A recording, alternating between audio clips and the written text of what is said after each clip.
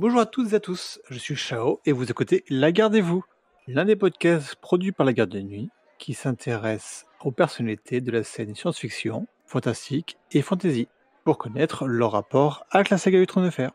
Aujourd'hui, nous sommes avec Clément Drapeau. Bonjour Clément. Bonjour à tous. Alors, Clément Drapeau, tu es professeur de philosophie et tu es aussi auteur d'un livre sur l'attaque des Titans, c'est ça? Oui, tout à fait. Donc, je suis professeur de philosophie dans l'Aveyron et j'ai écrit et sorti cette année un livre qui s'appelle Au-delà des murs de l'attaque des Titans, les chaînes de la liberté chez Third Edition. Et c'est un livre dont le but est lequel? Alors, c'est un livre dont le but c'est de proposer l'analyse et l'interprétation la plus complète possible du manga d'Hajime Isayama, l'attaque des Titans. Donc, c'est un livre qui ne va pas proposer un roman, etc. C'est vraiment une tentative d'essayer de comprendre le manga, c'est symbolique, c'est thématique, tout en revenant sur des éléments, on va dire, un peu plus pragmatiques, la biographie de l'auteur, la fabrication du manga, quel procédé il va utiliser, et on revient aussi un peu sur la série animée. Mais vraiment, le gros du travail, ça a été tout ce qui est l'entreprise de décryptage du manga, son rapport avec l'histoire, son rapport avec la symbolique, et aussi ces thématiques philosophiques comme la question de la violence, de l'histoire ou de l'existence. D'accord, ok. C'est un livre de combien de pages? Alors, c'est un beau bébé de 380 pages. Ah oui, quand même. Voilà, disons qu'en plus, j'avais mon éditeur Ludo qui a dû me modérer un peu à un moment. Je fais le travail d'un éditeur, hein, de toute façon. Mais je pense que j'aurais pu faire encore plus. Mais à un moment, pour le bien-être des lecteurs, faut s'arrêter un peu. Voilà, mais c'est parce que j'aime bien être complet. Et en plus donc d'être fan de l'attaque des Titans, tu es également, si je ne me trompe pas, assez connaisseur et fan de la saga du Trône de Fer. Alors, tout à fait. C'est une saga qui est importante pour moi, que j'ai découvert assez tôt au niveau des livres et qui après m'a accompagné un certain temps en livre, puis après en série. Donc ouais, tu as commencé par le livre. Voilà, alors en réfléchissant à quand j'avais découvert le Trône de Fer, c'est un peu rigolo parce que je pense que c'est l'histoire de beaucoup de monde, c'est l'histoire d'un livre qu'on offre quand on a 15-16 ans et que on connaît pas trop le truc, on a plein de trucs à lire et du coup on le met sur une étagère et ça prend un peu la poussière. Et le premier tome du Trône de Fer va prendre la poussière un certain temps, jusqu'à à peu près mes 19-20 ans où je partais en voyage, je crois que c'était un voyage au Maroc, et il me fallait un livre et je crois que je l'avais pris au hasard et, euh, et depuis, et c'était la révélation. Donc c'était une lecture qui a accompagné mon voyage et mon voyage d'été et après j'ai tout lu d'affilée. Je me rappelle, je crois que c'est une des plus grandes sessions de lecture que j'ai pu faire dans ma vie. C'est pour vous dire un peu, je suis rentré, je venais de lire finir le tome 2. Tome 2, quand je parle de tome 1, tome 2, c'est plutôt le découpage qui avait été proposé en poche, hein, le découpage de l'enfer avec les tomes qui ont été redécoupés en petits tomes. Et je me rappelle, je rentrais du Maroc, etc. Et j'en étais au point où je lisais un livre par jour. Ouais, je n'ai fait que ça durant 12 jours. C'est-à-dire que je me levais, je lisais et je sortais pour faire les courses pour aller acheter le tome suivant. Ah oui, c'est intense. Voilà. Du coup, j'ai tout découvert, enfin jusqu'au tome 12, donc ce qui correspond à un festin pour les corbeaux. Voilà. Et après j'ai été comme tout le monde, j'ai attendu avec impatience la danse des dragons. Et ensuite, j'ai lu un peu ce que Martine avait écrit autour, donc tout ce qui concerne Dunk et l'œuf et Feu et Sang, qui est ma dernière lecture et que j'ai particulièrement adoré. Voilà. Après, là, je suis en train de relire les livres, donc là, je suis sur le premier tome et je trouve ça assez intéressant parce que ça fait très longtemps que je ne l'avais pas relu. Et me replonger dans cet univers, c'est un vrai plaisir, malgré parfois des choix de traduction plutôt discutables. Mais bon, là, je pense que j'enfonce une porte ouverte. C'est un débat, hein, les différentes traductions, enfin différentes traductions. Il y a eu deux périodes de traduction pour la saga du Trône de Fer. La première qui a eu lieu de l'intégrale 1 à 4 par Chancellor. Après, Patrick Marcel a traduit l'intégrale 5 et réharmonisé les nouvelles de Dunkelhoff. Tu as un personnage préféré? Alors, personnage préféré, alors ça, c'est la question qui est terrible. J'ai des personnages préférés. Je suis jamais arrivé à faire de classement dans mes personnages. Alors, clairement, c'est pas forcément les personnages point de vue qui sont mes préférés. Moi, j'aime énormément les personnages ambigus, qu'on n'arrive pas forcément à cerner et qui ont vraiment une personnalité complexe. Par exemple, moi je suis totalement fan des personnages de Varys ou du Limier, c'est des personnages que j'adore, que je trouve fascinants et extrêmement intéressants pour ce qu'ils racontent, pour ce qu'ils disent et qu'est-ce qu'ils représentent. Après, j'ai énormément d'amour pour le personnage de Sansa. Alors, c'est pas uniquement en contradiction avec tous les mascus qui aiment bien lui taper dessus, mais je trouve que c'est un personnage qui est extrêmement intéressant aussi. Parce que à travers elle, on explore quand même le devenir d'une jeune femme dans un monde misogyne, patriarcal, et c'est un personnage qui a été élevé dans les normes et qui va comprendre la violence de ces normes au fur et à mesure. Après, beaucoup d'amour au début aussi pour le personnage de Tyrion, mais ça c'est à peu près comme tout le monde, même si ça s'étiole un peu avec le temps. Alors notamment plutôt dans la série, ça s'étiole vraiment. Voilà. Et après, est-ce que j'en avais d'autres? Ah, j'aime bien le personnage de Théon. J'aime beaucoup le personnage de Théon Greyjoy. J'aime bien les personnages un peu cassés, qui savent pas trop où ils vont, qui sont un peu déchirés entre plusieurs loyautés. Ça, j'aime bien. Et un personnage détesté? Alors, personnage détesté, j'ai réfléchi, il n'y en a aucun que je déteste. C'est terrible. Peut-être Geoffrey, mais ça c'est normal, il est fait pour être haï. Mais par exemple, moi, un personnage comme Cersei que beaucoup détestent, moi c'est un personnage que j'adore aussi. Ouais. Je la trouve super complexe, hyper intéressante.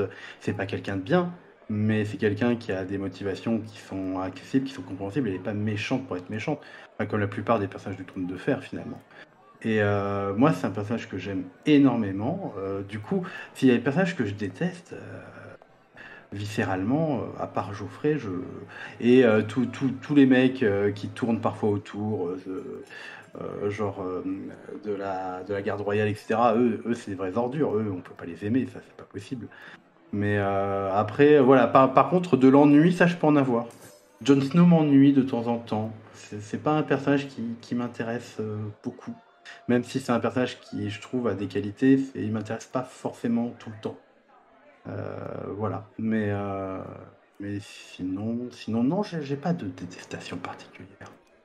Après, on peut aussi détester un personnage parce que comment il est écrit, pas automatiquement comment il est réellement dans de l'œuvre. Je pense que le côté que tu apprécies pas chez Jon Snow, c'est il est, c'est le héros lambda un peu au monomythe en fait, Oui, voilà. mais il est plat dans ça. C'est ça, il est au-delà, mais c'est vrai qu'au début, ça fait un peu vraiment le héros de n'importe quelle œuvre de fantasy basique qui va suivre un peu le petit manuel du monomythe et alors que je trouve que sur la fin, il devient vraiment intéressant à partir de la danse des dragons, quand il commence à avoir des responsabilités, il devient vraiment vraiment intéressant.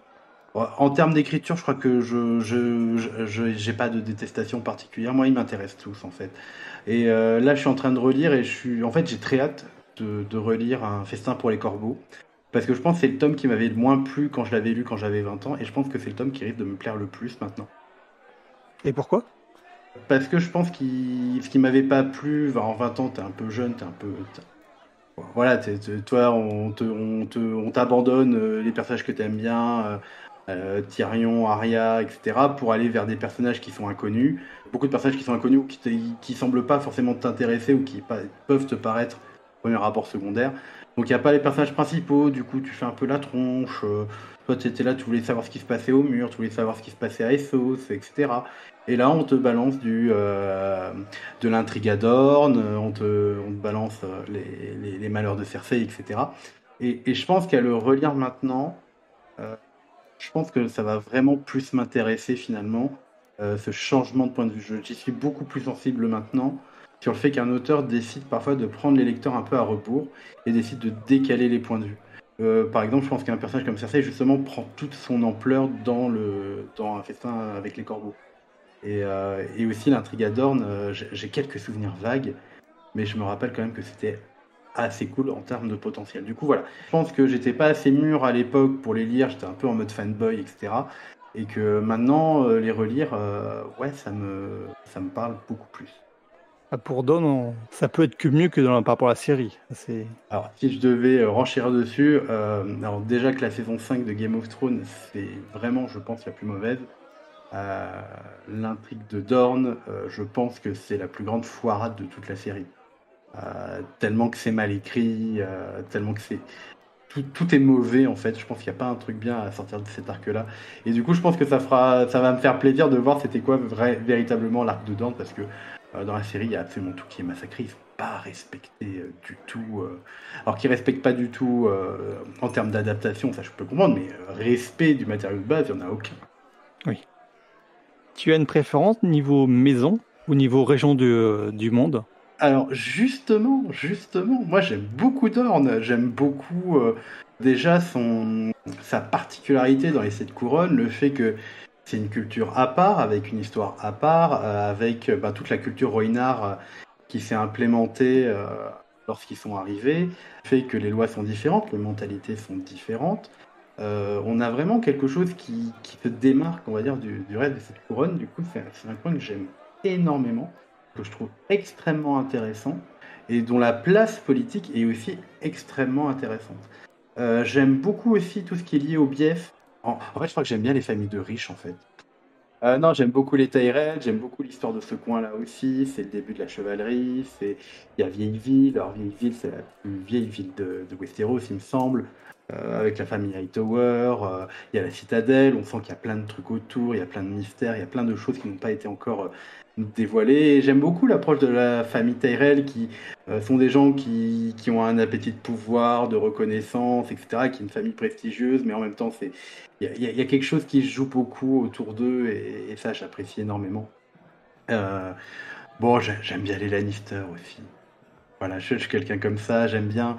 Non, mais j'aime bien parce que les Lannister, c'est les méchants, entre guillemets, au début, mais c'est tellement plus complexe, c'est tellement plus intéressant. Enfin, quand on lit tout ce qui est en rapport avec l'univers, le livre que Martin a coécrit sur l'univers du trône de fer, quand on voit tous les rapports que pouvait avoir, par exemple, quelqu'un comme Tywin avec Aerys le Foll, c'est hyper intéressant. C'est des personnages qui sont complexes, qui sont ambigus, qui certes agissent comme des salauds, souvent par convenance ou appétit du pouvoir, mais je trouve qu'il y a tellement plus derrière. Voilà. Après, bon, le Nord, c'est un peu la terre de fantaisie, un peu de base, j'ai envie de dire. Les terres de l'orage, ils ont pas grand-chose pour eux. Voilà. On voit peu en fait. La Terre de l'Orage, c'est une région que ce soit dans la série et dans le livre, on entend parler, on y passe un tout petit peu de temps avec ce que fait Stannis, puis avec ce qu'on voit vers la fin de l'intégrale 5, mais on y connaît relativement peu de choses de façon plus concrète en fait. Ouais, mais même avec ça, quand je lis un peu l'histoire du coin, c'est pas le truc qui va me titiller, qui va me faire imaginer des choses. Alors que par exemple, les îles de fer, ils ont le trône de sel, voilà, c'est quoi ce trône, d'où il vient, voilà, il y a quelque chose de mystérieux. Voilà. Les terres de l'orage, ils ont juste accalmie et c'est tout. C'est comme les Verriers, bon, c'est effectivement, on n'y passe pas beaucoup de temps, mais je trouve pas que ce soit le lieu le plus intéressant de l'univers. Après, il y a tout ce qui est sauce.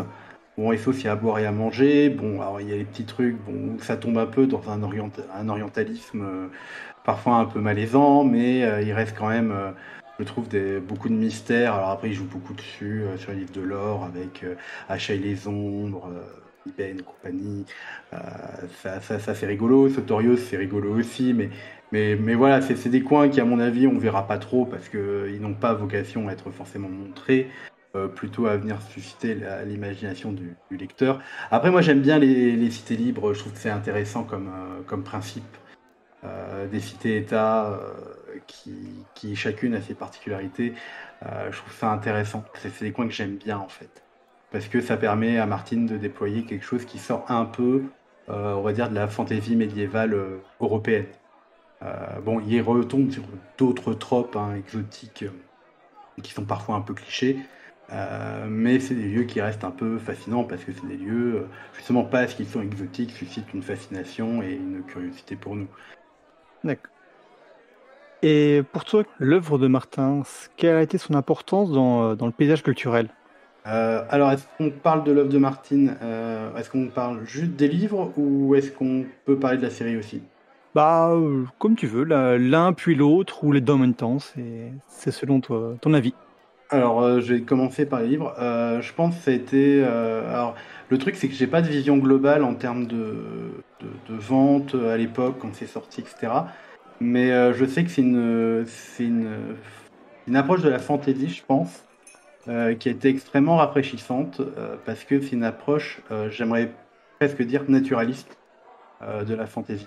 Alors souvent, je trouve qu'il y a un problème dans le discours sur les œuvres de Martin, c'est on dit ah là là, c'est une œuvre réaliste, etc. Non, c'est pas une œuvre réaliste. Je veux dire, à partir du moment où il y a les autres et des dragons, c'est pas réaliste. Par contre, c'est une approche réaliste d'un monde de fantasy. Et ça, je trouve ça extrêmement intéressant. C'est-à-dire que Martin, dans ce qu'il propose, finalement, c'est une approche, on va dire, pragmatique dans un monde de fantasy, si on a ces éléments-là, en quoi ça va impacter l'action politique, en quoi ça peut impacter la vie sociale, la vie des bonnes gens, etc. Dans un monde où il y a des dragons, bah, concrètement, qu'est-ce que ça donne le fait qu'il y ait des dragons? C'est-à-dire que quelles sont les conséquences concrètes sur l'économie, alors sans faire de cours d'économie ou de sociologie, mais globalement, on a une approche, on va dire, qui se veut presque très, très observatrice, très, bah, encore une fois, naturaliste. Quand je parle de naturalisme, c'est par rapport au courant littéraire qui va naître au 19e siècle, où le but, en fait, c'est de prendre un sujet et essayer de l'observer de manière un peu neutre et voir un peu ce qui se passe. C'est souvent le parallèle qu'on fait, c'est le scientifique est comme l'auteur est comme un scientifique qui regarde ses personnages s'agiter, comme le scientifique regarde ces petites bactéries dans la boîte de pétri, quoi. Et c'est ça que je trouve extrêmement bien chez Martin, c'est que c'est une approche naturaliste, c'est-à-dire que dans cette situation-là, comment peuvent réagir tel ou tel personnage. Ce qui fait que ce qui est extrêmement intéressant, mais je pense que ce qui est extrêmement compliqué sur lui, et bon, je crois que je vais pas refaire le débat qu'il y a depuis des années, c'est que du coup, il y a ce truc qui est très organique du naturalisme, que les personnages ont des comportements qui sont dictés par le contexte, par leur psychologie, et non pas par la nécessité de faire avancer l'intrigue. Le problème, c'est que parfois l'intrigue faut avancer et que du coup on se retrouve avec des petits blocages. C'est-à-dire que on connaît tous le cas de Myrrine avec Daenerys où normalement pour la logique du récit, Daenerys elle devrait avancer, elle devrait pas rester à Myrrine, sauf que la psychologie du personnage et le contexte fait que ben, elle a toutes les raisons d'y rester. Et du coup ça bloque un peu. Du coup comment la faire je sais pas si je suis compréhensible ou pas par rapport à ça. Totalement compréhensible et c'est la remarque sur Mérine, le nœud Hmm. scénaristique de Mérine est quelque chose qui est assez discuté, mais également assez partagé. Et je trouve que c'est ça qu'il a apporté. Alors, il y a eu d'autres traitements, parce que c'est pas. Alors, Martin, on le classe dans la dark fantasy. C'est pas vraiment de la dark fantasy, mais en même temps, les qualifications des genres en fantasy, c'est extrêmement compliqué. J'ai pas forcément envie de me lancer dans ça. C'est plutôt une fantasy qui se voudrait réaliste. Du coup, en tout cas, une approche réaliste de la fantasy. Après, c'est pas la première œuvre de fantasy non plus, qui est un peu sombre, qui est un peu, qui prend ce parti pris du pragmatisme non plus dans l'approche. Il y a, je l'ai retrouvé, il y a La Compagnie Noire de Glenn Cook aussi qui prenait un peu ce parti-là.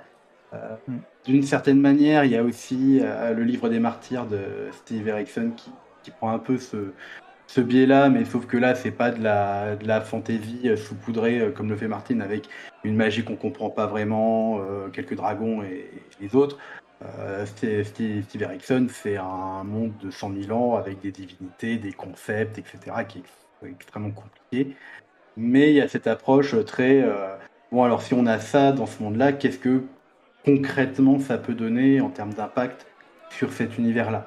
Chose que parfois dans la fantasy, c'est un peu inconséquent. C'est-à-dire que dans un monde où on peut jeter des boules de feu ou ressusciter des gens, bah, quel impact ça peut avoir, bah, ça c'est jamais vraiment trop pensé.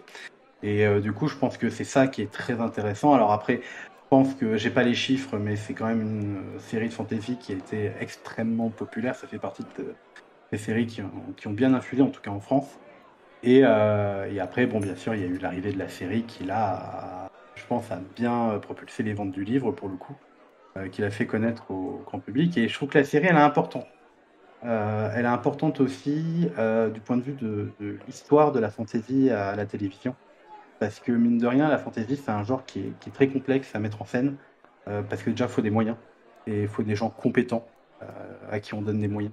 Et en fait, à un moment, quand on était jeune et ado, nous, on était un peu naïfs. On se disait, avec Le Seigneur des Anneaux de Jackson venait de se finir, une trilogie qui a marqué l'histoire du cinéma. Ça fait partie c'est la plus grande œuvre de fantasy adaptée au cinéma. Qu'on soit d'accord ou pas avec les choix d'adaptation, ça reste quand même un monument. Et on a naïvement cru que la fantasy, ça y est, c'était parti, on allait enfin avoir des films d'heroic fantasy au cinéma. Parce que moi, à l'époque, quand j'étais ado, j'étais vraiment très très fantasy. Je faisais des jeux de rôle, Donjons et Dragons, je jouais aux cartes Magic, je jouais à Baldur's Gate 1 et 2, voilà. Le classique, le parcours classique. Voilà, le parcours très très classique. Et en fait, il y a eu une espèce de déception parce que personne n'a vraiment osé surfer sur la vague. Alors, il y a eu des tentatives plus ou moins bonnes. Il y a Disney qui avait sorti la trilogie Narnia. Il y a eu la tentative très malheureuse de sortir Eragon, qui était très drôle à regarder parce qu'en fait, c'est un espèce de ressucé de Star Wars Un Nouvel Espoir et les parallèles, ils étaient tellement abusés que c'était limite de plagiat. On a eu les films Donjons et Dragons, ne les oublions pas, eux, qui étaient vraiment des poussages interstellaires, mais c'était drôle.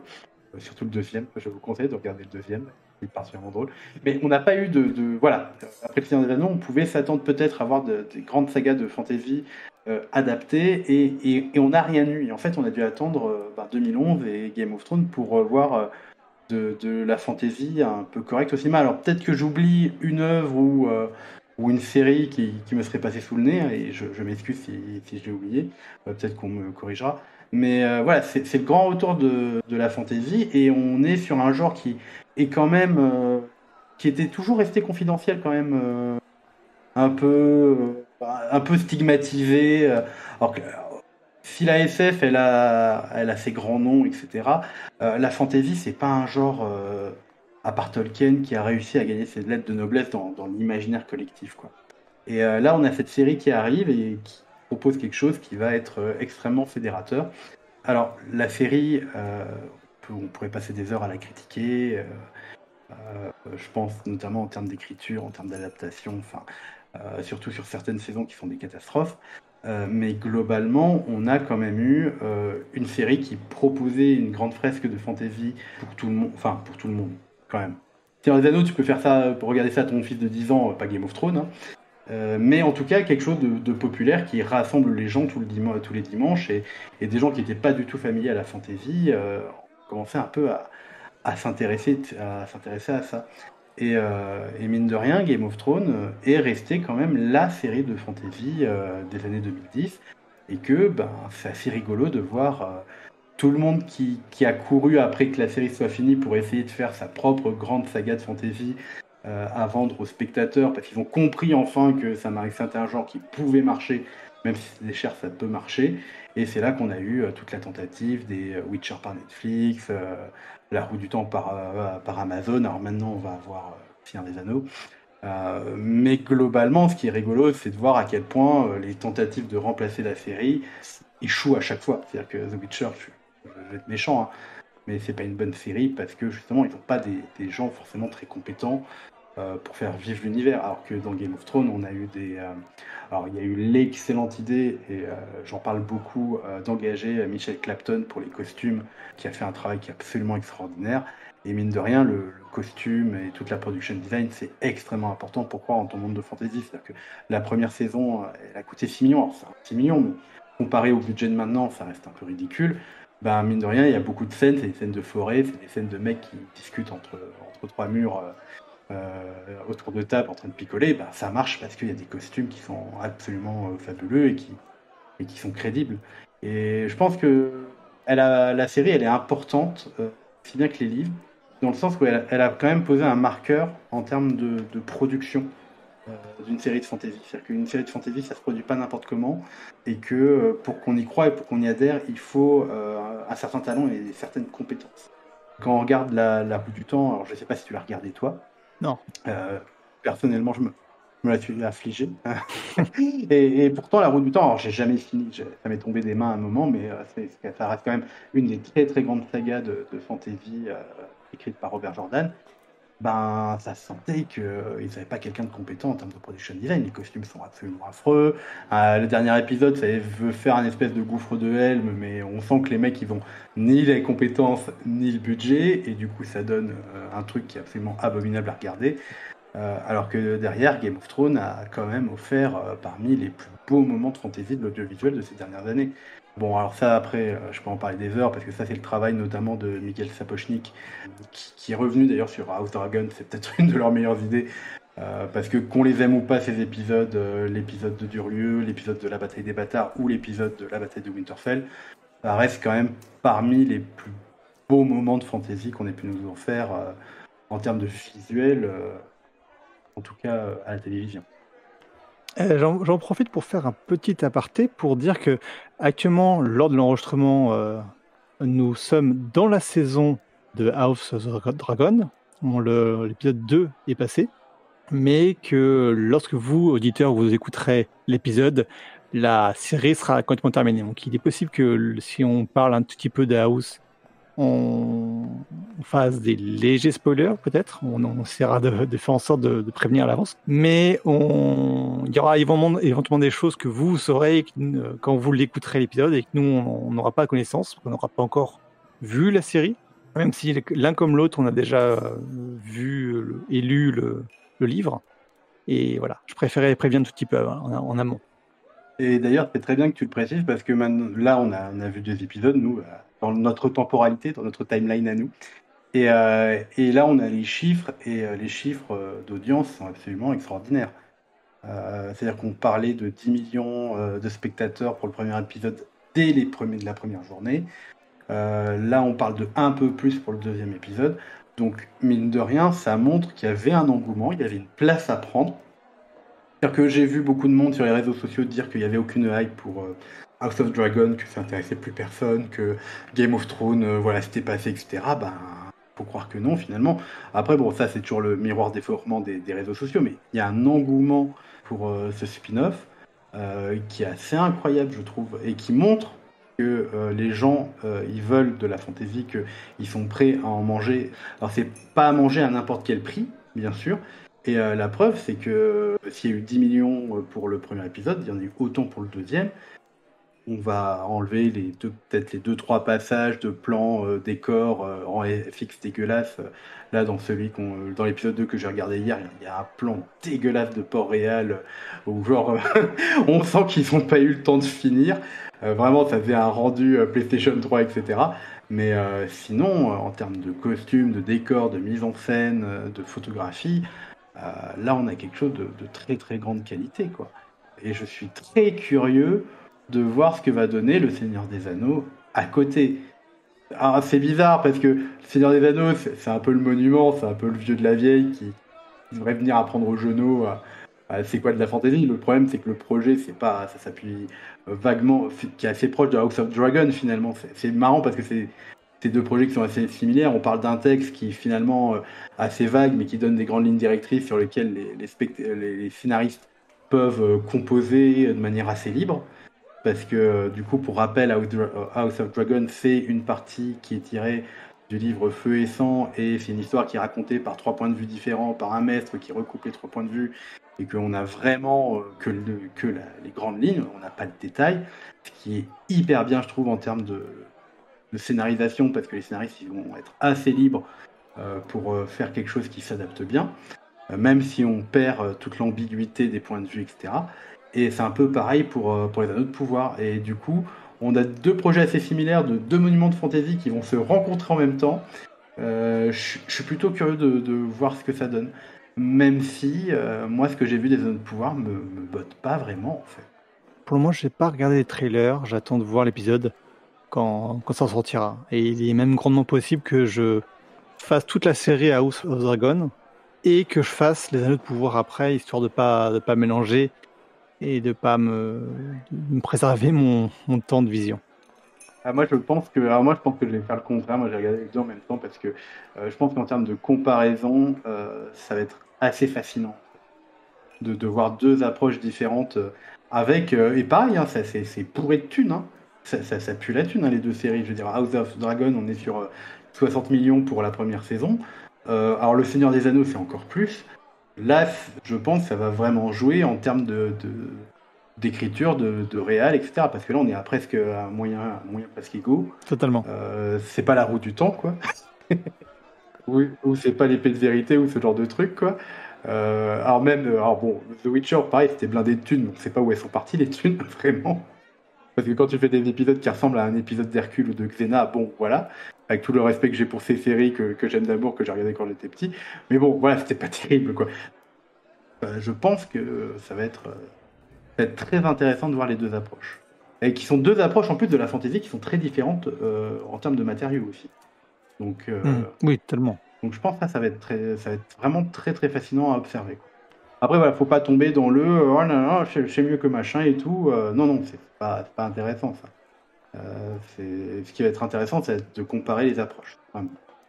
Tu as une volonté pour la suite? Donc là, la série est en cours. On aura fin octobre la fin, mais le après cette série. Alors, le après, apparemment, nous, dans notre timeline, en tout cas, on a eu l'annonce de la saison 2. Je dis oui, je dis un grand oui. Surtout que c'était un projet qui m'intéressait pas vraiment au début. Ça m'intéressait pas parce que moi, je suis un peu con, moi. J'étais pas content parce que moi, ce que je voulais, c'était une grande fresque sur l'histoire des Targaryens et pas un truc qui se concentre sur la danse des dragons. Voilà, moi, j'aurais bien voulu un truc un peu plus large, un peu plus osé, quitte à faire une saison pareille. Moi, j'aurais voulu voir le règne de Jaehaerys Ier parce que je pense que c'est mon souverain Targaryen préféré parce que il règne en même temps qu'avec sa femme, la reine Alysanne, et c'est vraiment l'élaboration de l'État moderne, avec la fin du droit coutumier, la mise en place du droit, les infrastructures, la construction de Port-Réal, son assainissement, les relations avec les seigneurs. Enfin, c'est un truc de bâtisseur en fait. On aurait pu faire une grande série sur comment on bâtit le pouvoir. Bon, le problème c'est que, alors moi c'est un truc, bon, on est d'accord ou pas, mais j'ai l'impression que les gens, les producteurs ont compris que les bâtisseurs intéressaient moins que les conquérants. C'est moins vendeur au niveau d'une série. Ouais. Ouais, c'est moins vendeur, il y a moins de... Bon, alors, La Danse des Dragons, c'était parfait comme épisode à adapter, quoi. Mais alors, pour la suite, ben, il y a le projet 10,000 Sheep qui me botte beaucoup. Là, il y a de quoi faire je pense, quelque chose de très intéressant. Ça me ferait presque penser à du Battlestar Galactica en mode fantasy.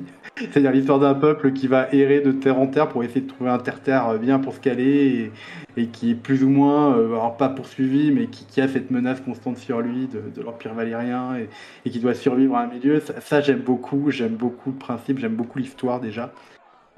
Cette histoire de peuple errant à travers les mers, je pense qu'il y a un truc absolument formidable à faire dessus. Et vraiment, ça me botte énormément.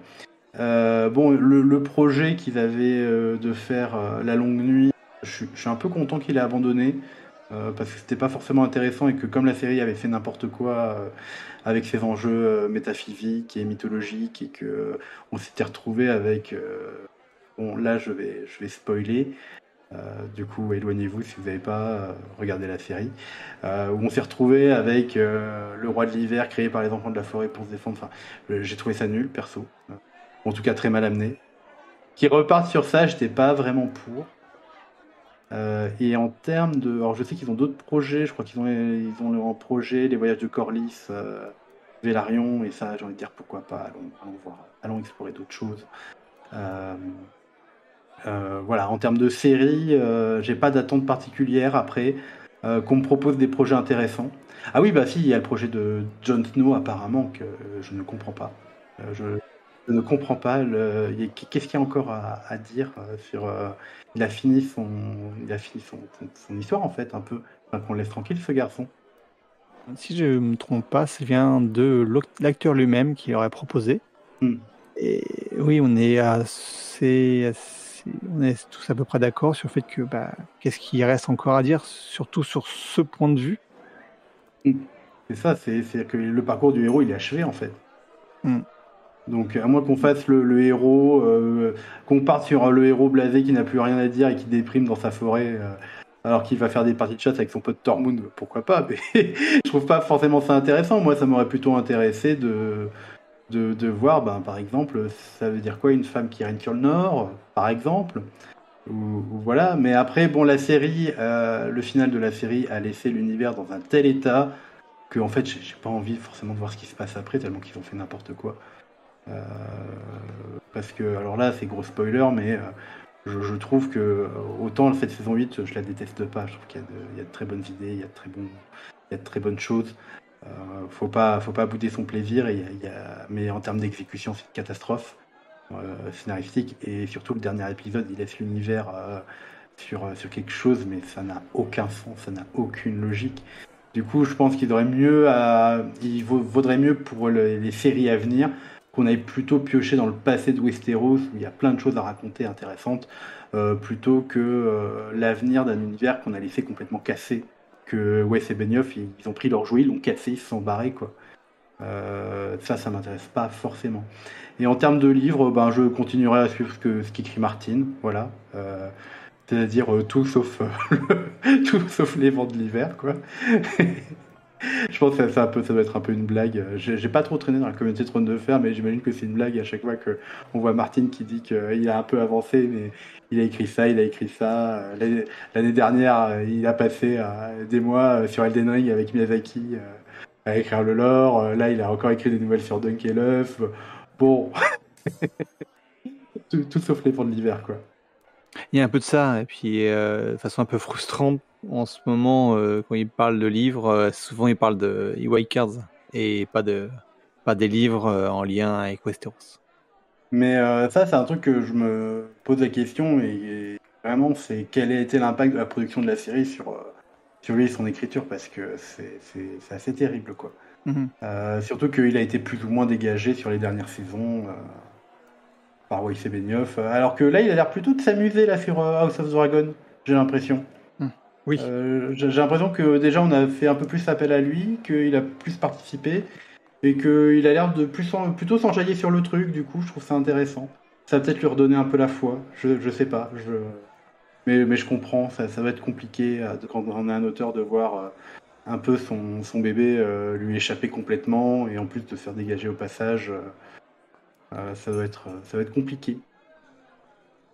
On verra sur la suite comment ça se passait. Après, on est dans une période de promo, donc les critiques d'un côté comme de l'autre sont, je pense, assez difficiles à être réalisées en fait.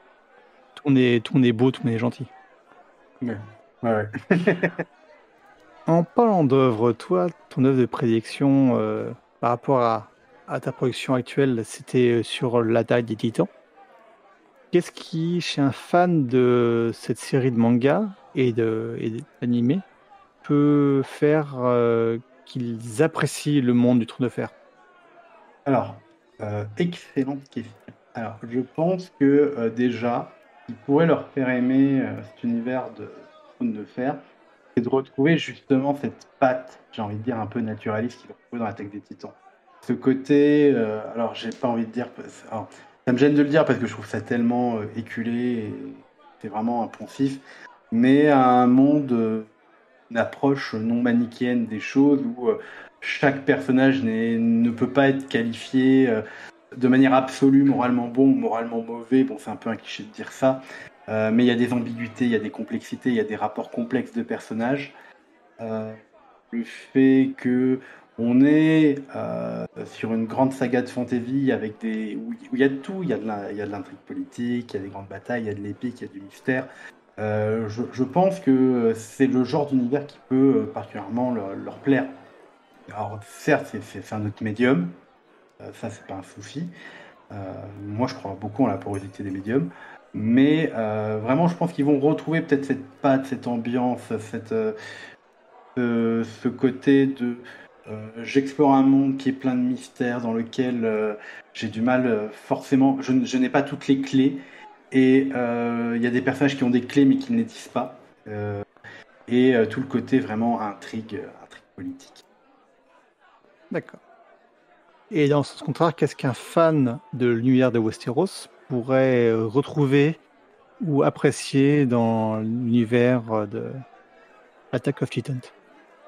Alors, je pense que... Alors, juste, puisqu'on en est à faire qu'est-ce que l'un peut apporter à l'autre, par contre, je dis aux uns et aux autres, voilà, c'est pas comme si on comparait deux œuvres de fantasy, hein. C'est deux approches qui sont extrêmement différentes. Donc un fan de Game of Thrones ou du Trône de Fer qui va aller sur l'Attaque des Titans, je pense qu'il va retrouver ça, ce monde complexe, mystérieux, cette brutalité, cette froideur aussi de ce qui se passe, en tout cas un point de vue presque neutre dans le déroulement des actions, le fait qu'il n'y ait pas vraiment de jugement de l'auteur sur ce que font les personnages, ce côté très pragmatique de l'approche de la politique, et aussi cette complexité qui, au fur et à mesure qu'elle se délie, se renoue et que finalement, à chaque mystère qui est révélé dans l'Attaque des Titans, c'est une nouvelle complexité qui apparaît. Et du coup, c'est un renouvellement constant de l'univers. C'est-à-dire que ce qui est vraiment la grande force de l'Attaque des Titans, alors c'est les personnages et leurs rapports qui sont extrêmement complexes entre eux, mais c'est aussi cette capacité qu'a l'auteur à poser un mystère. Alors, pour ceux qui l'ont pas lu, parce que peut-être faire un petit résumé, parce qu'on parle de l'Attaque des Titans depuis tout à l'heure, mais je suis pas sûr que tout le monde connaisse, au cas où. En tout cas, les lecteurs du Trône de Fer connaissent peut-être pas tous. Donc, c'est un manga d'Hachime Isayama dans lequel l'humanité s'est repliée derrière des murs gigantesques de 50 mètres de haut pour échapper à des titans qui sont des monstres à apparence humaine, de très grande taille et qui sont anthropophages. Et l'humanité a disparu. Voilà. On suit la survie de ces survivants cachés derrière leurs murs qui vivent paisiblement mais sans pouvoir sortir des remparts. Et tout se passe bien jusqu'au jour où un titan plus grand que les autres apparaît mystérieusement, détruit l'un des premiers murs et l'humanité est obligée de reculer. Et c'est ça qui va lancer l'intrigue en fait. Et on est sur un synopsis qui est extrêmement simple, qui a été voulu par l'auteur. C'est-à-dire c'est les humains qui sont contre des titans presque invincibles et plus grands qu'eux avec une force supérieure. Et au début, ça commence comme un récit de survie.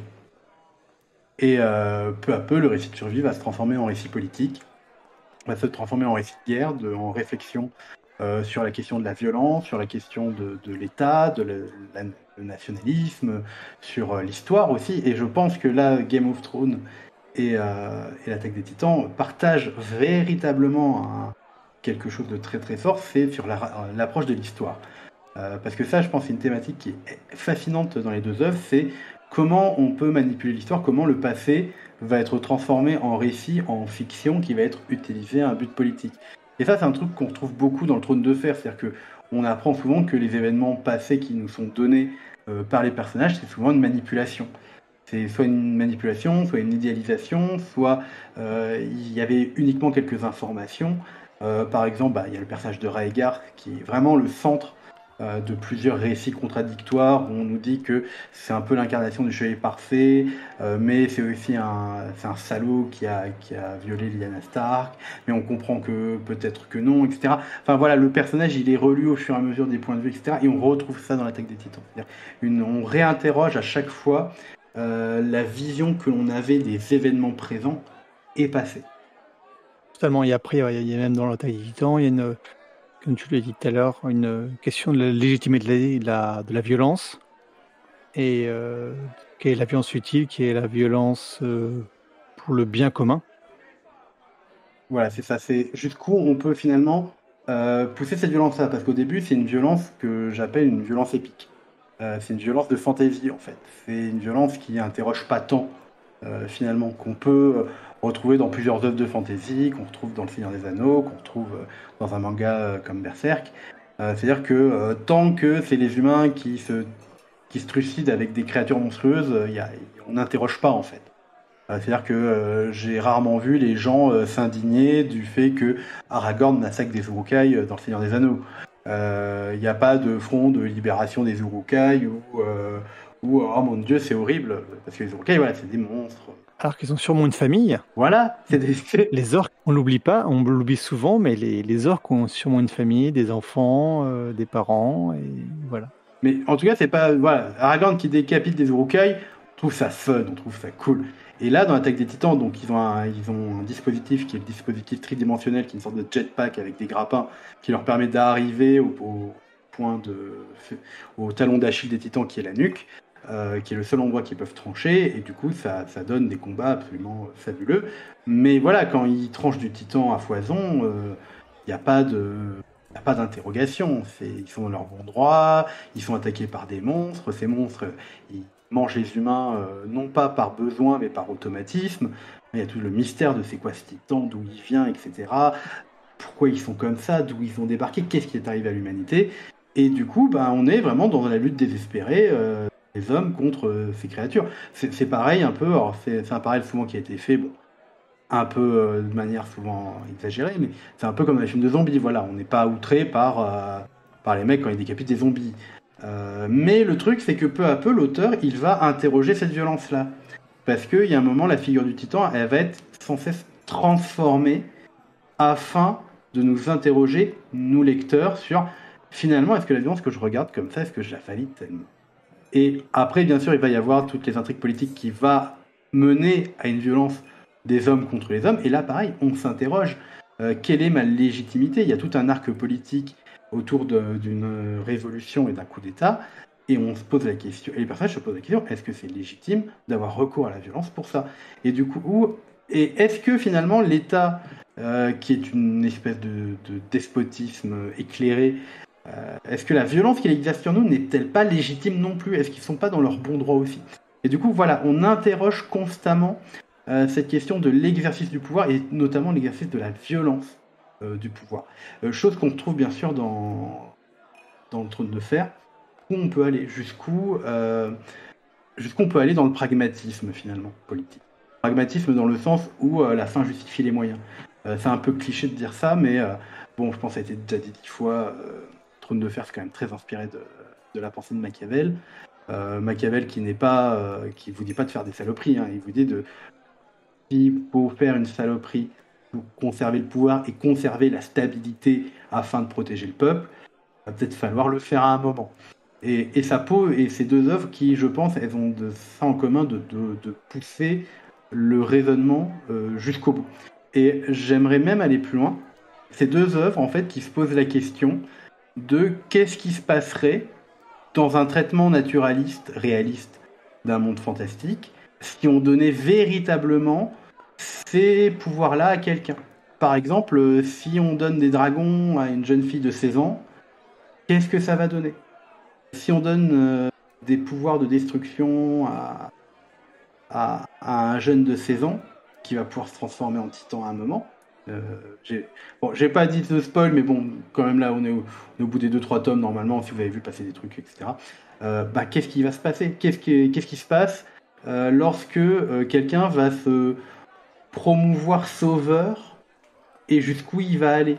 Et en fait, je trouve que Martin et Isayama, ils ont ça de commun, de s'interroger vraiment sur les conséquences concrètes du bien fondé de celui qui voudrait être le héros, ou en tout cas de celui qui s'érige en tant que héros. Qui est finalement un traitement qui est assez proche d'un auteur comme Alan Moore, qui est un auteur de comics anglais et qui est surtout connu pour son Watchmen et son V pour Vendetta. Watchmen, c'est interroger ça en fait, c'est-à-dire que dans un monde réaliste, qu'est-ce qui se passe quand on met un super-héros qui a des super-pouvoirs, finalement? Et quand on met des super-héros qui ont du pouvoir, qu'est-ce que concrètement ça amène comme perturbation de l'équilibre politique? Et je pense que c'est quelque chose qu'on retrouve dans le Trône de Fer comme dans l'Attaque des Titans. Et donc, selon toi, quelles sont les comparaisons qu'on peut faire entre les deux œuvres? Alors, les comparaisons entre les deux œuvres, elles sont quand même compliquées, parce que là, je viens d'exposer les thématiques qu'on pouvait trouver en commun, la question de la violence et la question de l'histoire, qui pour moi sont des choses qui sont vraiment traitées de manière différente, mais assez conjointes par les deux œuvres.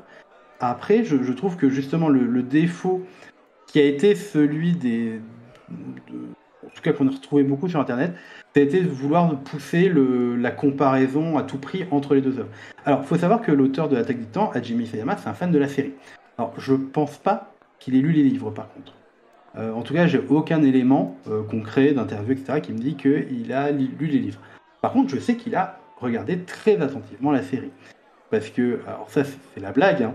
C'est en voyant la série, la fin de la série, la fin de la saison 8, il a été un peu déçu et il a vu les réactions des gens. Il a dit bon, bah, en tant qu'auteur, on a une responsabilité lorsqu'on termine une œuvre.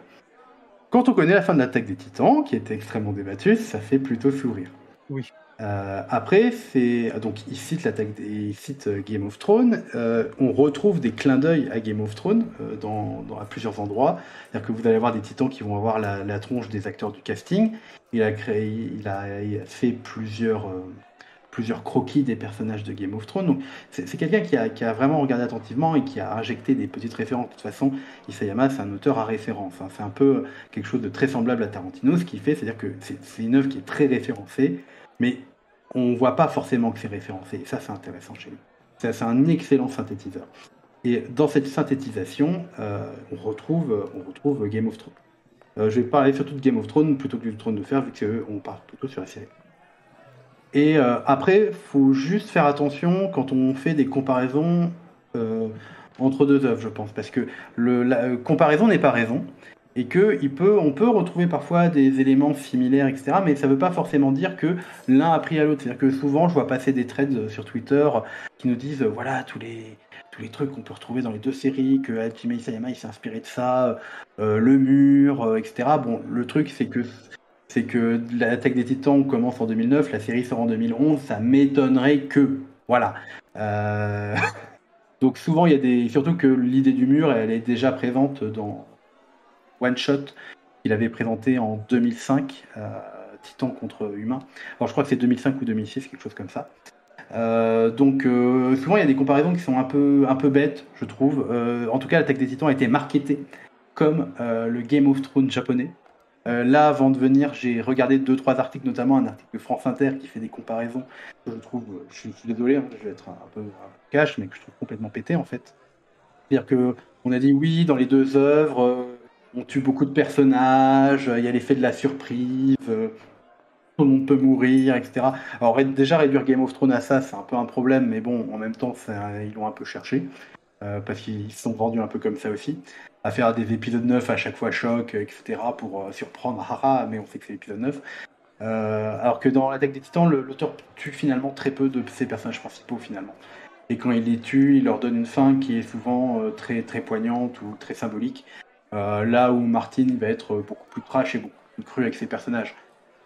Il y a un cycle de violence dans l'Attaque des Titans, entre deux factions. Les gens ils vont projeter ça sur les sauvageons et la garde de nuit. Ouais, mais il y a d'autres. Il y a ça dans Warcraft, hein, les gars, sinon. Il y a ça dans plein d'œuvres de fantasy, de SF, etc. Donc, je pense que souvent on a comparé les deux œuvres pour de très très mauvaises raisons, simplement parce qu'on retrouvait des éléments similaires. Alors attention, gros spoiler là. Par exemple, dans l'Attaque des Titans, il y a une boucle, il y a un moment, il y a une boucle temporelle de causalité qui est un peu similaire à la boucle temporelle qu'il y a avec Bran et Hodor dans la série. Bon, oui, est-ce qu'il s'inspirait de ça? J'en sais rien. Est-ce que c'est vraiment intéressant? Par contre, ce qui est extrêmement intéressant, je trouve, pour comparer les deux œuvres, et c'est pareil, là, je vais faire vraiment un gros spoil, c'est-à-dire que moi, ce qui va pas m'intéresser, c'est les détails, en fait. Est-ce que les deux œuvres ont un mur? Est-ce que c'est une approche non manichéenne des choses? Finalement, ça, on s'en fout, en fait. Il y a des liens, etc. Par contre, ce qui est intéressant, c'est de voir comment les deux œuvres traitent un personnage principal qui est très similaire. Donc, gros spoiler, fin de l'Attaque des Titans, fin de Game of Thrones, donc éloignez-vous, hein, si vous voulez vous couper. Pour à peu près 5 minutes. Ouais, allez, 5 minutes. Et du coup, ce qui est intéressant, c'est que le personnage d'Eren, le héros de l'Attaque des Titans, et Daenerys, c'est des personnages qui sont très similaires sur leur parcours. Donc, c'est des personnages qui sont plus ou moins traumatisés tous les deux, qui vont s'élever, qui vont acquérir un pouvoir qui va leur permettre d'accomplir leur idéal, et qui, à la fin, en en s'érigeant eux-mêmes comme sauveurs et héros, vont provoquer une catastrophe sans nom. Alors, ce qui est intéressant dans l'Attaque des Titans, c'est que le personnage d'Eren est extrêmement difficile à cerner, dans le sens où c'est un nœud de pulsion, de désir qui veut la liberté, mais il veut aussi sauver ses amis, il veut la paix, il veut arrêter le cycle de haine, mais en même temps, il y a cette pulsion de destruction en lui qui fait qu'il a envie de tout péter. Donc c'est un personnage qui est extrêmement complexe vis-à-vis de ça, qui est très difficile de trancher. C'est un personnage qui va susciter une certaine fascination chez les gens. Et on retrouve la même chose chez Daenerys, qui est pareil, personnage qui s'érige en tant que sauveuse, qui veut libérer les esclaves, amener un monde meilleur, etc. etc. On a vraiment des profils très très similaires. Et ça c'est intéressant, mais ce qui est intéressant c'est de voir le traitement qui a été fait des deux personnages. C'est-à-dire que Eren, c'est un nœud de pulsion qui fait que on sait pas trop, il est partagé entre ce qu'il veut, mais il y a un moment, il y a la pulsion de mort qui l'emporte et il va provoquer un génocide. Daenerys, je trouve qu'il y a un problème d'écriture qui est clair. Pareil, je vais enfoncer une porte ouverte, mais là, on a joué la carte de la folie. Et je trouve ça, mais tellement, tellement mal amené. Le basculement de Daenerys, qui est compréhensible, hein, parce que depuis moi, ça fait longtemps, hein, c'est dès le livre 3, je disais à un moment, va y avoir un problème, quoi. Quelqu'un qui a autant de pouvoir et qui s'érige tout de suite du bon côté, moi, j'ai toujours une méfiance. En fait, son basculement, je n'étais pas étonné du tout. En fait, je m'y attendais presque. Par contre, là, le problème, c'est la manière de jouer le truc sur la folie, avec un basculement très rapide, parce que de manière très artificielle, il faut rusher la série. Du coup, on lui enlève tous les soutiens, et les seuls soutiens qui lui restent lui crachent à la tronche quand même. C'est-à-dire que, mine de rien, les personnages qui l'entourent la lâchent. Et du coup, il y a ce basculement dans l'épisode 5 de la saison 8, où elle crame Port-Réal. Et en fait, il y a vraiment un parallèle à faire entre elle et Eren. Le problème, c'est que Daenerys est clairement montrée comme folle à la fin. Et je trouve que c'est une approche très immature, à la fois du personnage, mais aussi de ces thématiques-là.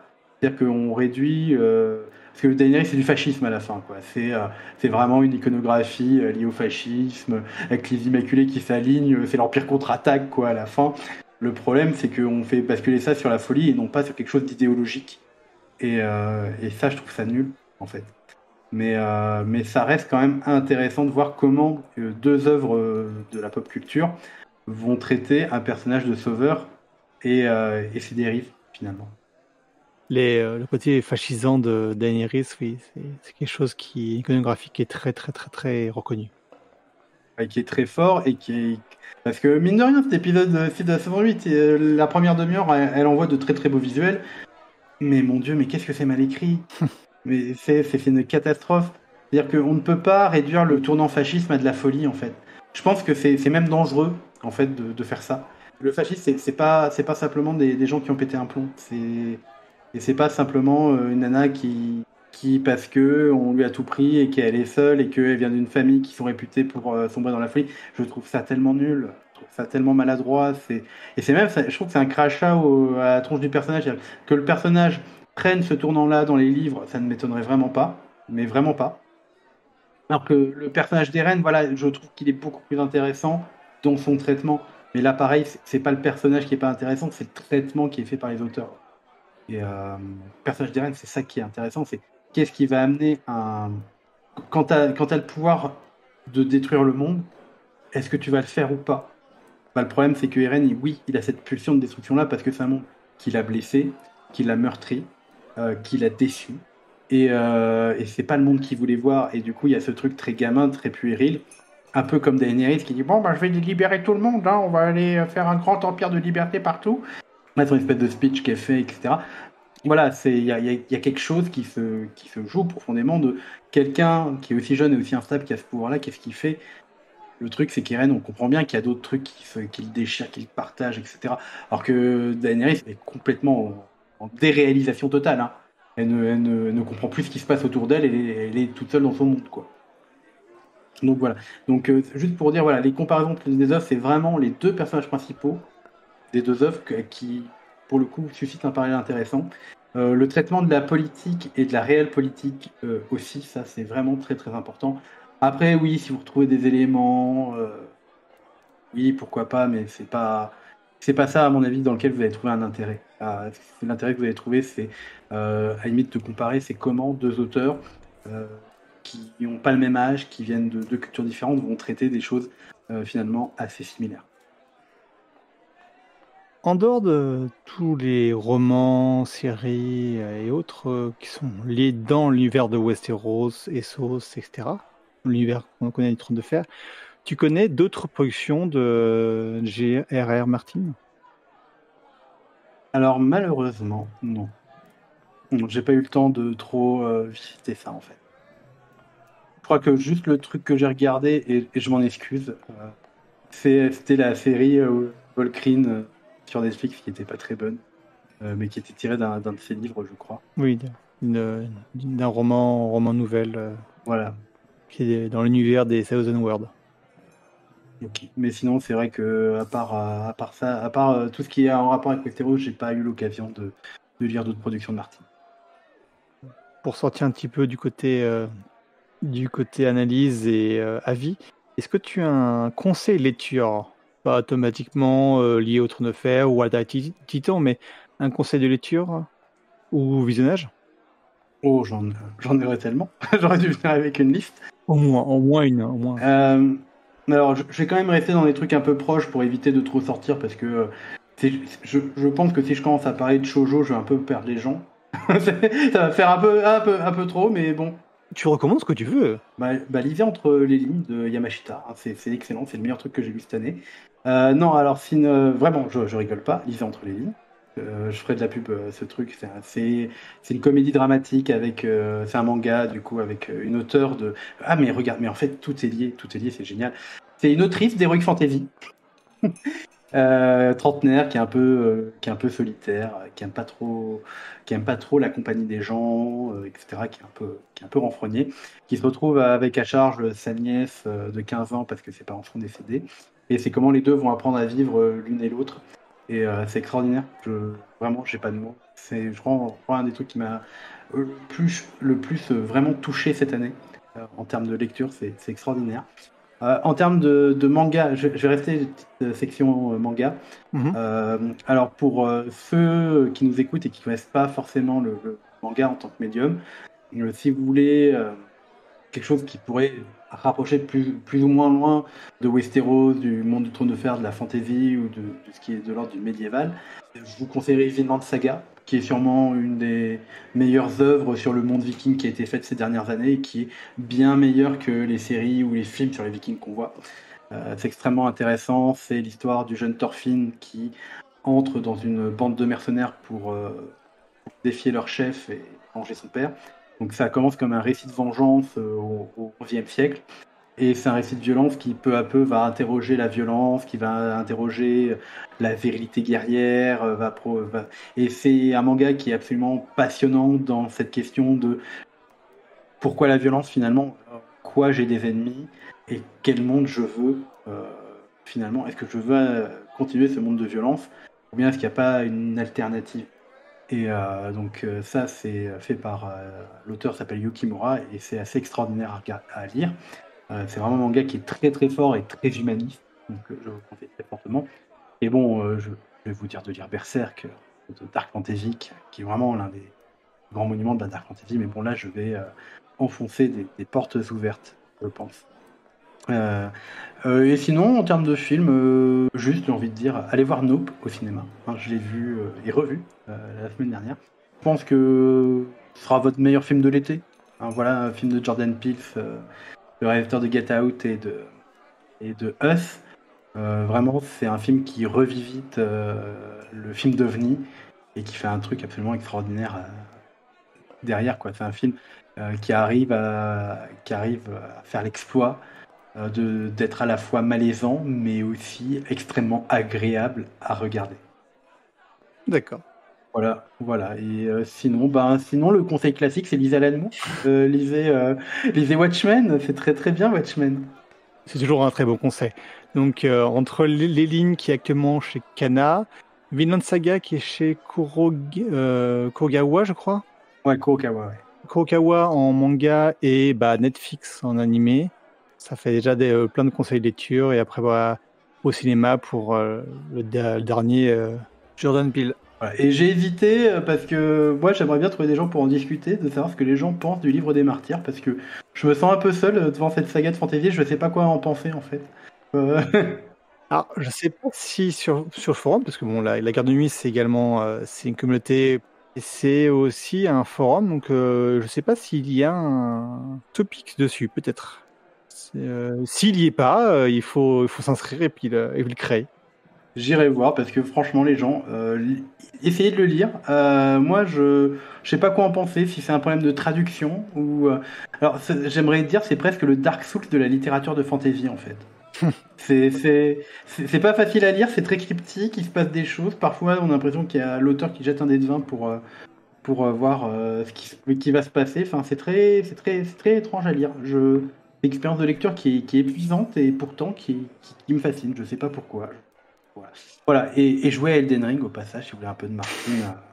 Mais bon, je pense que sûrement déjà beaucoup de gens ont joué à Elden Ring. Que de conseils.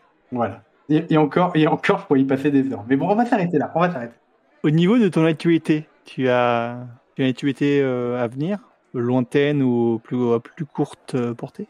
Alors, il y a un projet de livre, sur quoi je ne le dirai pas. Mais en tout cas, va y avoir un projet de livre avec Third Edition encore. Je pense ils sont partis pour me garder apparemment. Tant mieux. Et tant mieux, parce que ça s'est vraiment très très bien passé, l'écriture du premier livre. J'ai un éditeur qui me suit, qui est très très bien, avec qui j'adore travailler. Ludovic Castro, qui avait écrit le bouquin sur Shin Megami Tensei et Sekiro, qui sont très très bien. On les conseille d'ailleurs. Voilà, je fais un peu de pub, un peu de placement de produits. C'est comme le livre sur le Seigneur des Anneaux, hein, voilà, on en a sorti un. Voilà, je fais un peu de placement de produits aussi. Mais du coup, ce ne sera pas sur le Seigneur des Anneaux. Mais voilà, j'ai un projet de livre qui normalement est en préparation. Donc ça va encore m'occuper une bonne année, plus des cours, parce que je suis enseignant, comme tu l'as dit. Donc là, mes projets, ça va être de survivre à ma rentrée, parce que dans notre timeline, on est juste avant la pré-rentrée. Après, vous pouvez me suivre sur Twitter. Alors, je tweete parfois un peu énervé, mais sinon, j'essaie de proposer des petites analyses, on va dire concises, soit de House of Dragon, soit de manga, faire des conseils de lecture.